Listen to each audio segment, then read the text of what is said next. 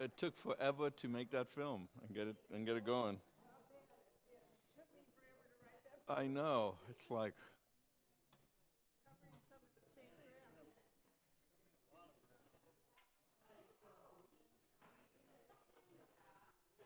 Little bit peripheral to what you talked about this morning. I was just wondering if you've heard the theory that the Gospel of John is a Samaritan gospel.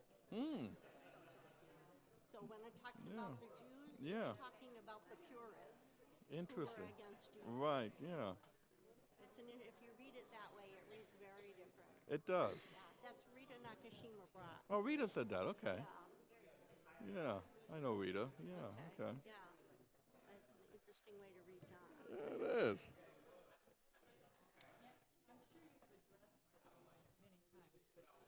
Why does the evangelical community, my husband was a Baptist, American Baptist, well, just slightly more, why do they use it as a pejorative term, social gospel, Yeah. Well, that goes back to the. social justice, Yeah. as if Oh yeah. there's any other kind? Yeah. That But goes that's how they dismiss it. right. That's a social gospel. Right. Well, I mean, the whole social gospel movement of the early 1900s is what gives rise to the fundamentalist movement as a way of opposing to that. And of course, evangelical movement comes out of the fundamentalist movement. So, oh yeah, there's this hatred for anything social. Absolutely. Should we get going?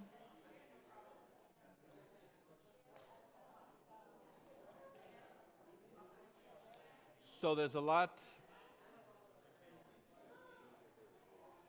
about the film I would love to talk about, but I'm going to hold off.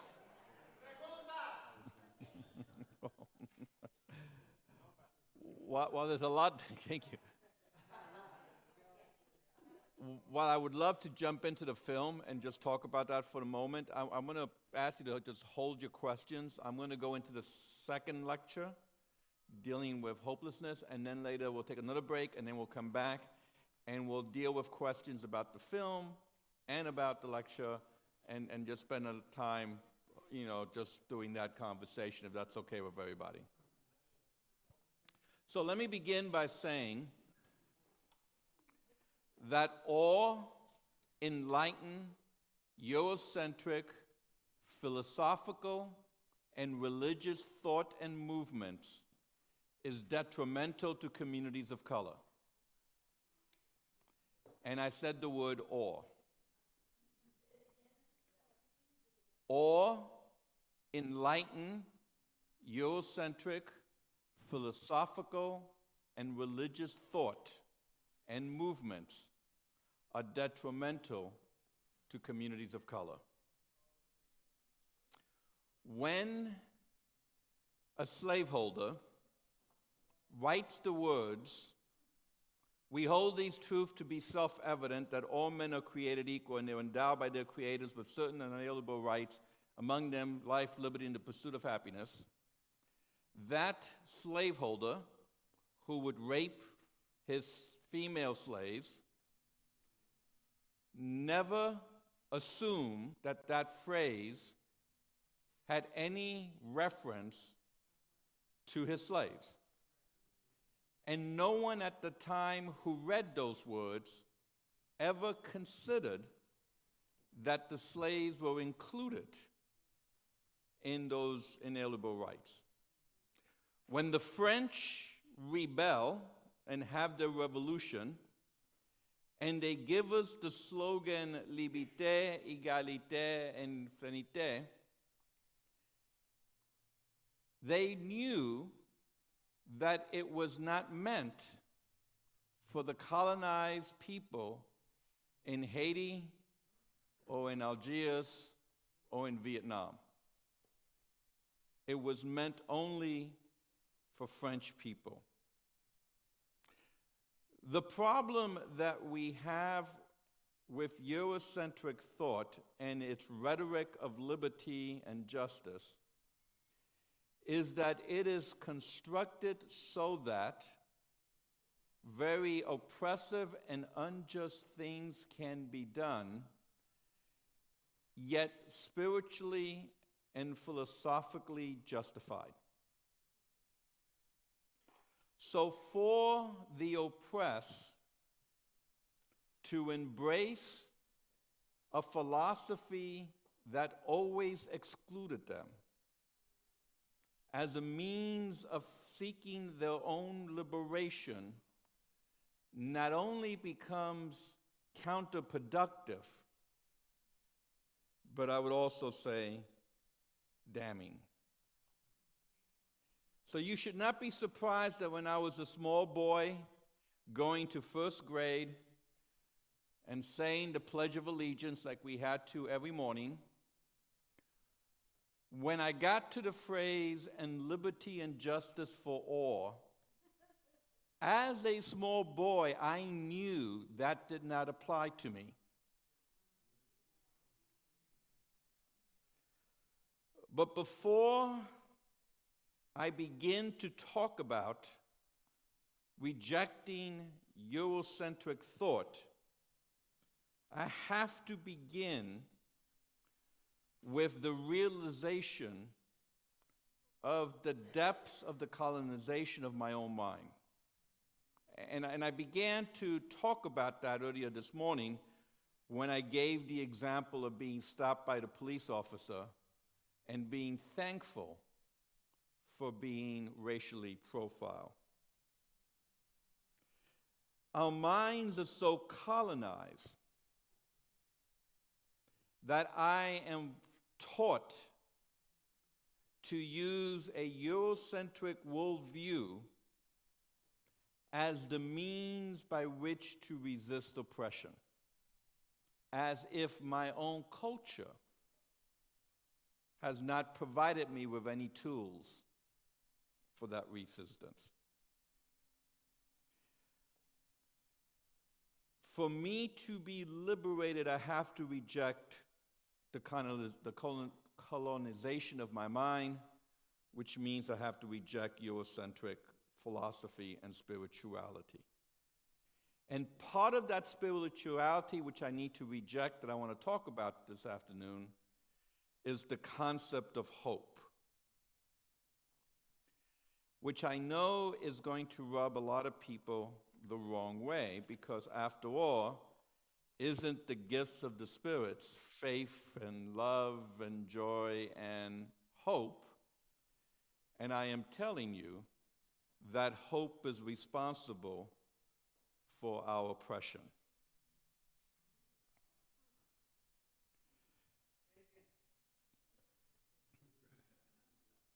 I sounded good the first time. What did I say? That I have to reject hope because it's responsible for my oppression. So where do the depths of this colonized mind that I have, I believe, makes God vomit. So, how do I decolonize my mind? Jose Marti, which most of you probably never heard of, yet everyone in Latin America knows who he is, because he is probably the greatest revolutionary and philosopher that ever came out of Latin America, wrote, "Nuestro vino de plátano, y si sale agrio, sigue siendo nuestro vino." Now, for those of you who have yet to master the language of the angels, let me translate.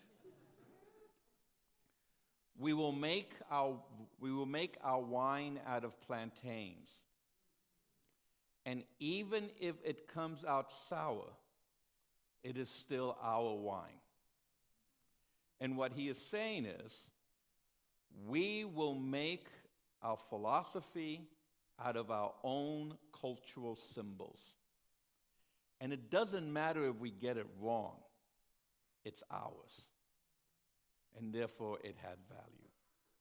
Martin was living in this country in the 1880s. He was the first to begin to realize that, or began to realize the rise of a U.S. empire. He was the first to begin to warn Latin America of what the U.S. will become. He is the one that wrote the phrase you all use often, "I have lived in the belly of the beast, and I know its ways, and my only defense is the slingshot of David." But you all repeat, "I've lived in the belly of the beast," and sometime in your conversation, that comes from Martí in his reference to the United States. So, the first step of liberation is the decolonization of my mind. That is to see with my own eyes and not see through the eyes of those who have defined me. But how do I reject this?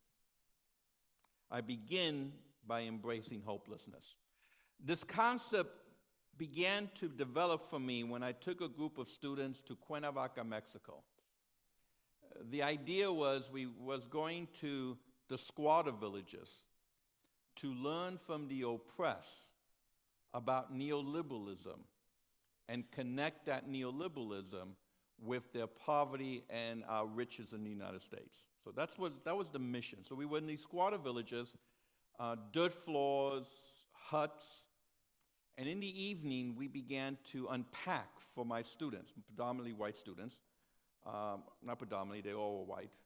And I'll never forget, one young lady said, "You know, when I was out in those villages, it was just horrible, it was heartbreaking, but when I looked into the eyes of the little girls, I saw the hope in their eyes."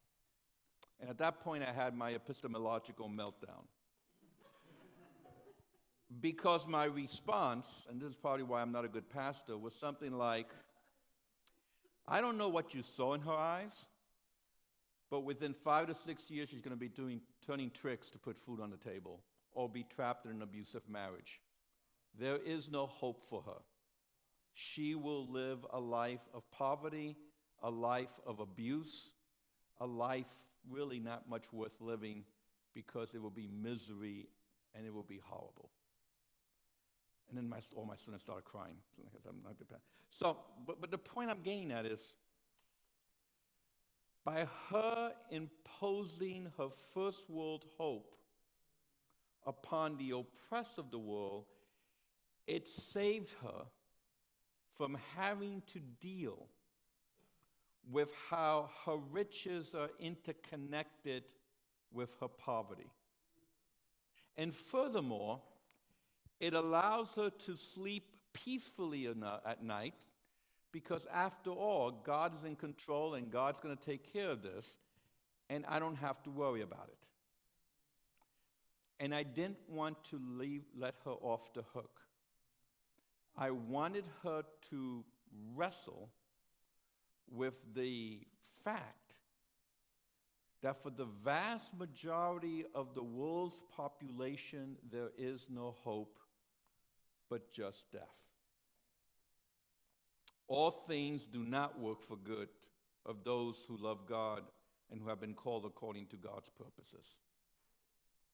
There are many situations where all that there is death. And not far from where we are right now, every 4 days, 5 brown bodies perish in the desert.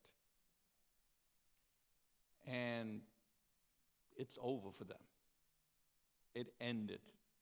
And the hope of making it did not materialize. And I want to be very cognizant. One of the major criticisms I have about the film is that I end with the death of a young little girl. Why don't I end on something more hopeful, like a family that made it? But that is the reality more so than a family that made it. But if we could take that success story and put it on a pedestal and rejoice over the one that made it, we could ignore all the other ones that do not. I grew up in the barrios of New York, in Hell's Kitchen. We didn't even have a bathroom. It was down the hallway. It was horrific. A lot of the people who I grew up with are 6 feet under. They never made it out of the barrio. They never made it to adulthood. But I did. I'm a professor. Success story, rags to riches. Makes a great movie for the Hallmark Channel.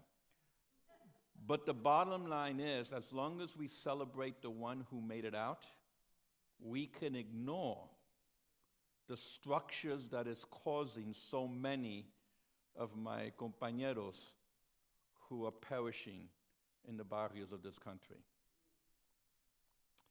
I'm sure you heard some preacher give the sermon and where they referred to the little girl walking along the beach after a storm, and it's full of starfishes. And I see nodding heads, and she's picking them, throwing them all back in. And there's a grumpy old man who says, you can't save it all, but she picks one up and says, I'll make a difference in this one, and throws it in, and we all go, ah. Okay, I'm the grumpy old man who's at the beach, because while we celebrate the success of the one that made it, the stench of the rotting flesh of everyone else who has not has choked all hope out of my nostrils. We have hope because we have drunk the Hegelian Kool-Aid. Hegel, not to get into a whole philosophical discussion, gave us this concept of the linear upward movement of time. So there's this dialectical movement of time that as time goes on, things get better and better and better until we reach some type of utopia. In religious jargon, we call that salvation history. But salvation history also occurs in economic structures. Marxism is a salvation history. Things will get better and better. We have the proletariat revolution, the state will wither away, and we all will live in the communist utopia. Capitalism, its twin at birth, is a salvation history. As the tide rises, and all the boats will be lifted, and the poor would also become middle class. So we have within our very DNA, for several centuries now, this upward movement of time.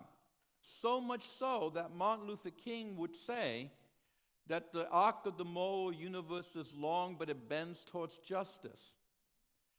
I love King, but I would say he was wrong here. The arc of the moral universe could care less if it bends towards justice or injustice. And any bending that occurs, we're the ones that have to do it. I, unfortunately, read too much Foucault, which is why I reject any type of linear movement of time. History is only when I choose certain moments of time in the past that I could link together to justify the now, so I can go ahead and justify what I'm about to do tomorrow. So history is whatever I say history is. And history could be a glorious movement of my people to this point, so I could now give you the threshold for a greater future. Or it could be the horrible situations my people have been in, so we're now and what we need to do to rebel and go into a new future. History can move forward, it could move backwards, it could move no way, it could be totally non-connected. So earlier when I was asked about white supremacy, I said we're either at the last gasp or at the start of a resurgence. Really, we don't know. We could literally begin a whole new era of concentration camps. Wait a minute, we already have them south of the border, don't we? So you see, there is no movement upward and forward. And that is what gives us the hope that somehow tomorrow will be better than yesterday. Jürgen Moltmann, a theologian, writes a book called The Theology of Hope. And what he basically is arguing is that because God promised us a future, we can trust God regardless of what's going on now. And when we get to that future, we'll be able to look back at history and say, oh, I see God's hand all along. The Jews would probably have a different interpretation of that. For as Primo Levi said, who was in Auschwitz, there is no God, only Auschwitz. God did not keep God's promise to the Jews at Auschwitz. And Primo Levi is struggling with a God who does not keep God's promises. This is why I'm a bad theologian, because what do you do when God fails to liberate? Here is why I am hopeless about the future. Don't get me wrong. The future may end up being great, but it also may end up being terrifying. And the fact that I don't know creates insecurity, which most people don't like to be in that space of insecurity, so they hold on to hope for all that it has.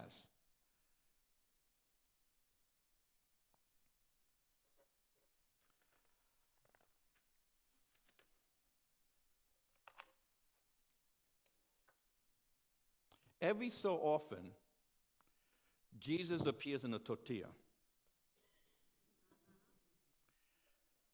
We just, somebody, sees Jesus in a tortilla and,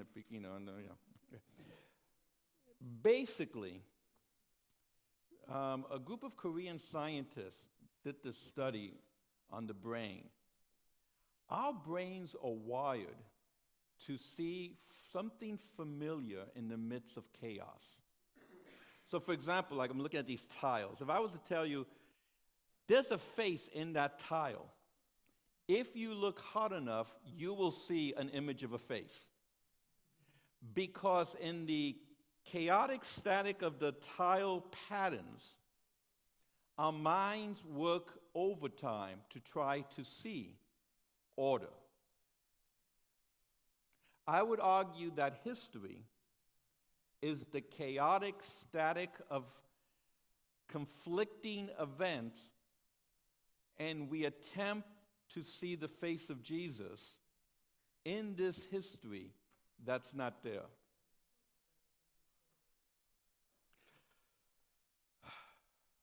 Vanity of vanity, says the teacher, absolute fertility, everything is meaningless. Ecclesiastic, first chapter, the first verse. The reason why I reject hope is because I have chosen to stand in radical solidarity with the most oppressed of the earth, who for them live in the moment of Holy Saturday, where all they know is the crucifixion and the gore and the agony of Thursday. And there might be some faint understanding that there might be a Sunday where there's resurrection, but they're not there. If I'm going to be in radical solidarity, I have to sit in the dust of Saturday and prevent the paternalism of myself of trying to tell them, oh, it's all going to work out tomorrow, don't worry. because sometimes it doesn't. And I don't know if it will. I always find that in the book of Job, when Job is, suffering under the tree with all the boils and the horrors of losing the family and all that stuff, his three friends come to him. And they sit down, it says, for like 3 weeks, and don't say a word. It's when they open their mouth that God got angry. The radicalness of solidarity sometimes is learning to sit in the hopelessness of the moment and not provide the answer. This hopelessness takes the biblical text seriously of a God who is somewhat problematic. This is a God who sometimes is absent. My God, why hast thou forsaken me? Now, of course, like we try to save God from God, and we say, well, what Jesus was doing, he's quoting a psalm that basically is saying, reminding us that in the midst of horror, yes, God will end up. No, I think Jesus was basically on the cross saying, where the hell are you? This wasn't supposed to work out this way. I was thinking something else was going to happen. This is a God who is somewhat sadistic. I mean, have you read the book of Job? I mean, seriously. God and Satan are making some gambling bet to see who could make Job, curse God, and, I'll take away his health and his family and everything. And then finally, when Job begins to try to wrestle, why is God doing this to him? What's God's response? I'm God. I do whatever the hell I want. And how dare you even question me? I mean, that's not the kind of God I created in my Christian upbringing of the loving Father who is going to take care of me. I think our Jewish brothers and sisters have a much better understanding of God than we do. They're very cognizant that God has a dark side. I mean, the book of Isaiah says, if good and evil enters into your city, isn't that I, God, who bring it? You got to pause there for a second. God brings good and evil. God brings evil. I mean, spend time wrestling with that. Or in First Chronicles, God sends evil spirits unto Saul. What the hell does that mean? I thought Satan sends evil spirits, not God. Or in Ezekiel, where God says to Israel, as though she was a woman, that I will set you up to be raped by big-membered donkeys. That's in Ezekiel. Preach that on Sunday. I mean, there's some problems here. And again, I'm not going to I don't know what the answers are because I am deeply disturbed. Or the God of Joshua, commit genocide, wipe out everything that has life. So, if you're asking me to have hope in the biblical God, and I'm reading about this biblical God, we have a problem. Hopelessness rejects quick fixes.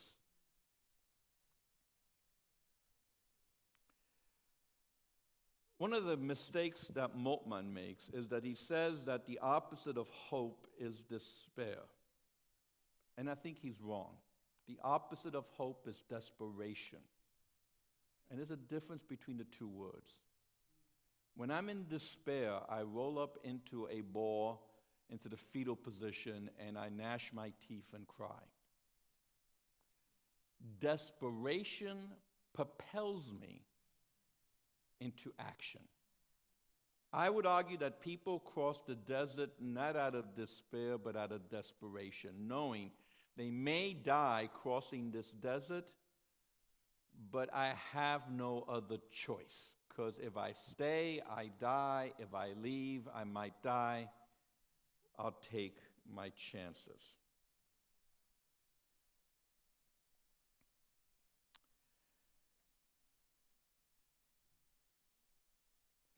I say this not because I'm trying to seek answers that would lead me to a correct theology or doctrine as to why we suffer.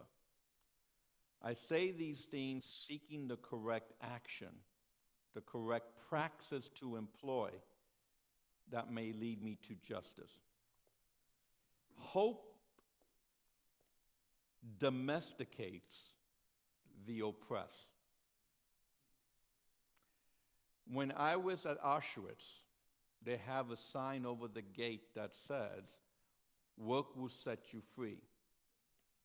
It's a lie. You walk through those gates, you more than likely died. No matter how much you worked, it did not set you free. But if I could have enough hope that I might survive, if I keep my head down, if I don't make eye contact, if I work hard, if I play by the rules, maybe I'll survive. So by keeping hope alive in me, you are domesticating me not to rebel, but to maintain the status quo. Least I may lose the little that I think I already possess. The reason I am so much against hope is because I see it as a middle-class, Eurocentric privilege. If I have enough power and privilege within a dominant culture, no matter, even if I was go bankrupt, I still have some possibilities of surviving. But for the oppressed of the world, any setback could cost them their life. Hope will set you free. No. Hope reinforces the chains that prevent me from rebelling. Because you see, once I realize I have nothing to lose, that's when I'm the most dangerous.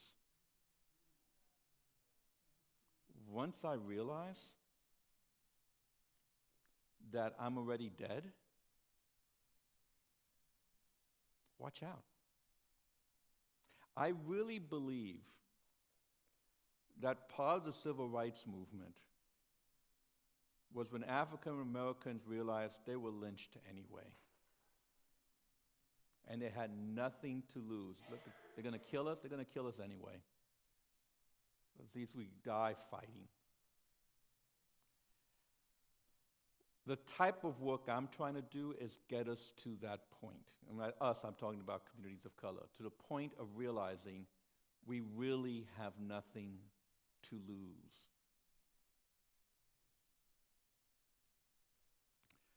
So, neoliberalism has won.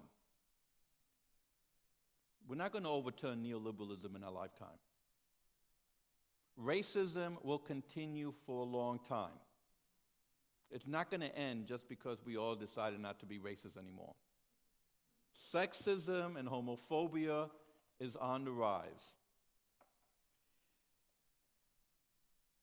What do you do when you've already lost? When the structures of oppression have won?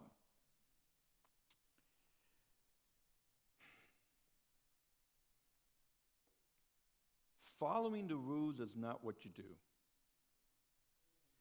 We have to go to the police department to get a permit from the police department so we can protest the police department for police brutality.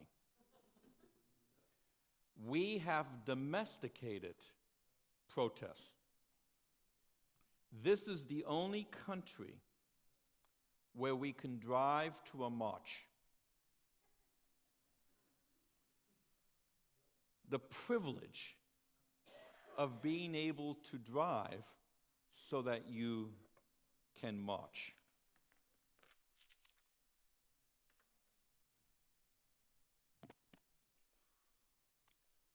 Nuestro vino de plátano y si sale agrio sigue siendo nuestro vino. What are the cultural symbols of my own culture that I can use to make my wine of ethics? One of the most powerful symbols found in pretty much every community of color is the symbol of the trickster. The trickster. In the indigenous community, it's the coyote and the spider. In the African American community, it's bear rabbit and bear bear. In my community, it's Cantinfla and Pepito. In the Afro-Cuban religion that I said I was part of as well, Santeria, it is El Egua. It so happens I'm a child of El Egua, which means that Egua is the deity on my head. And we could go into a long conversation of Santeria and what that means. El Egua is the trickster. So I am literally channeling the symbol of my culture. Because the purpose of the trickster is to mess up with the structures that have already won. You see, the oppressed knows that if they rebel, they will be mowed down because those in power have all the guns. So to rebel is to die. So how do you rebel and still stay alive? I have developed, based on this idea of the trickster, what I have been calling, and now I'll find out how many people know Spanish, I have been calling an ethics para joder. For those of you who don't know Spanish, I didn't hear many chuckles, okay. Joder is a certain word that you never use in polite conversation. It is similar to a certain four-letter word that begins with F and ends with K. It is an ethics, let's just say, to screw with. It is an ethics that screws with powers, structural powers of oppression. It is a trickster's ethics. It is a survival ethics. How do I screw with the structures that exist so that we could create a new opportunity? That may not work, but it may lead to something a little more just. We never know. So one of the groups that I take this ethics from, none of this I invented in my ivory tower. It's done by grassroots activism and what I see other people do, is I look to the Young Lords of New York. The Young Lords were a turf gang in New York City. And in Chicago. They begin in Chicago. A chapter opens up in New York. I'm more familiar with the New York one because I was there during the time. The Young Lords go ahead and they do a few interesting things. The first thing they do is they clean up the streets of Spanish Harlem because they were filthy. So they clean it up. They put the garbage in bags. They put them on the corner. They call the sanitation department and said, look, as a neighbor, we clean up our own neighborhood. Can you please come and pick up all the trash? They're on the corners. Sanitation department laughed at them. This is the late 1960s. Sanitation department shows up whenever they feel like showing up, not any particular day. So the Young Lords got all those garbage cans and trash bags, and they go to 3rd Avenue during rush hour traffic. They build a 3-foot wall, and they set it on fire. That's jodiendo. That's screwing with the system because the cops come out, they beat them up. The New York Times come out, takes pictures. And the next thing you know, the New York Times is doing an expose on the sanitation department. Now the garbage is picked up on Tuesdays and Fridays. In other words, by screwing with the system, by holding the sanitation department accountable to their mission statement, they were able to change the structures to something more just. It didn't fix the problems of the barrios, but it was a step in the right direction. The next thing they did, they went to the Primera Iglesia Metodista in Spanish Harlem, and they talked to the pastor about opening up the church so they could feed the hungry, they could do classes on Latinx pride, they could provide breakfast to school children on their way to school, they could have a clothes drive. The pastor looked at them and said, "Oh, you bunch of commies, get out of here." So the next Sunday they showed up, they picked up the pastor, they threw him out of the church, they occupied the church, and they nailed a sign to the door in red letters saying, "The People's Church." And for 3 weeks, the church was full of people coming for all those services. Cops show up, beat them up, throw them in jail, and the People's Church stopped being the People's Church. Again, the methodology of this trickster ethics is holding the church responsible to the rhetoric they expound. This ethics para joder of how do I screw with the structures that already won so that we could have a more liberative, just society by holding them accountable to the rhetoric that they claim they believe in. It's a very creative way of doing ethics. It is not a very Eurocentric way of doing moral theology. This is the kind of ethics, I want to say, that Jesus did that day at the temple, where he made a whip, overturned tables, screwing up everyone's accounting system and profit margins, and started whipping the people out of there. It is that type of screwing with the structures that I am advocating. In a very real sense, what I am advocating is how do I lie? How do I lie? How do I ethically lie so I could find out what the truth is? How do I ethically steal so people can eat? How do I ethically cheat so that the poor could probably win? How do I do the things that bourgeois ethics says is immoral in a moral way so that more justice can flow down upon the poor of the world and righteousness flow like an everlasting stream?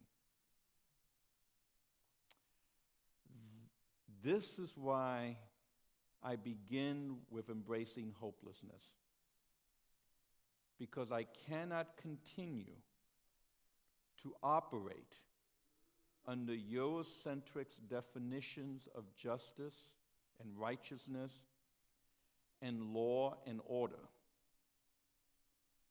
because it's killing my people. I think it's time for a break. Why don't we take a 10-minute break? We'll come back, and we'll have questions about the film and about embracing hopelessness. And then we'll just do that for the rest of the afternoon. Okay?